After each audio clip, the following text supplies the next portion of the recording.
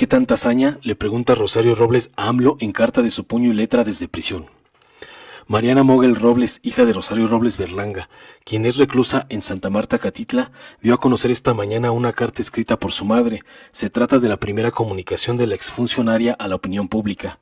En el documento, del que se entregó copia a los medios de comunicación, Rosario pidió le sea respetado su debido proceso y acusó una serie de anomalías, entre comillas, en el juicio y en la decisión de las medidas preventivas que la tienen en el reclusorio desde hace un mes. Se comparó con Manuel Bartlett, con Florence Cassés y con las personas liberadas del caso Ayotzinapa. ¿Ellos sí merecen justicia?, dijo. A lo largo de 5 cuartillas, Rosario Robles se refirió a la versión difundida por la Secretaría de la Función Pública SFP de inhabilitarla por 10 años y a las cuentas bancarias que supuestamente ella no declaró. Una vez más me entero a través de los medios de comunicación, antes de ser notificada oficialmente, que la Secretaría de la Función Pública SFP decidió inhabilitarme por 10 años. La Función Pública dice que mentí en mi declaración patrimonial y de manera tramposa evade informar sobre los montos de las cuentas supuestamente no declaradas, expuso. Rosario explica que esa cuenta la abrió por un préstamo bancario que obtuvo en 2012 y que sí está en su declaración patrimonial. Se trata de un préstamo de 180,000 pesos que dice pagó completamente. Esa cuenta la abrió en el Banco Santander en 2007 con 2,800 pesos y nunca tuvo ningún movimiento. En la carta, Robles plantea que por esa cuenta a la SFP le parece razón suficiente para aplicar una sanción de esa magnitud e insiste en que sí declaró esa cuenta. Por ese motivo, la exfuncionaria federal se lanzó en contra de Manuel Bartlett Díaz, titular de la Comisión Federal de Electricidad, CFE, quien actualmente es investigado por presuntas irregularidades en su declaración patrimonial. En cambio, un funcionario del gabinete actual que no declara propiedades por millones de pesos, ahí sí hay justificación para los amigos, gracias, es evidente, escribió, haciendo uso de la falsa noticia que publicó Loret de Mola.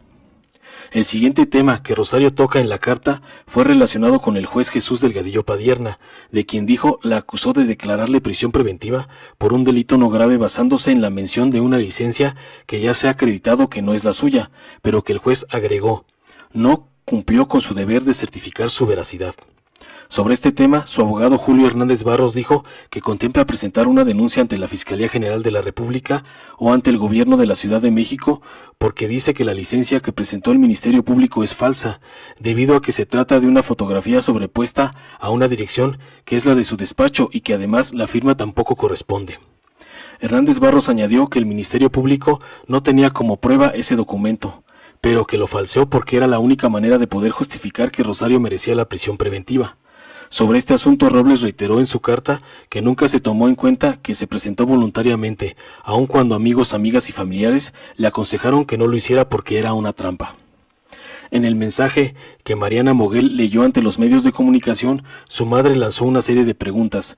La primera tuvo que ver con el juez Delgadillo Padierna y sobre si él puede presidir un juicio a pesar de su evidente conflicto de interés y sin tener consecuencias. La segunda fue sobre la decisión de su prisión preventiva, que se tomó sin verificar la autenticidad de los documentos presentados por el MP.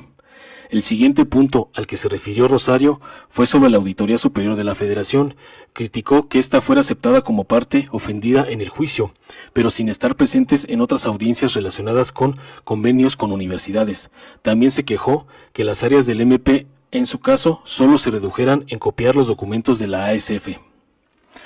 ¿Qué sigue para mantenerme aquí recluida, además de buscar pretextos para diferir audiencias como la del viernes pasado, en la que se presentarían alegatos sobre la medida cautelar?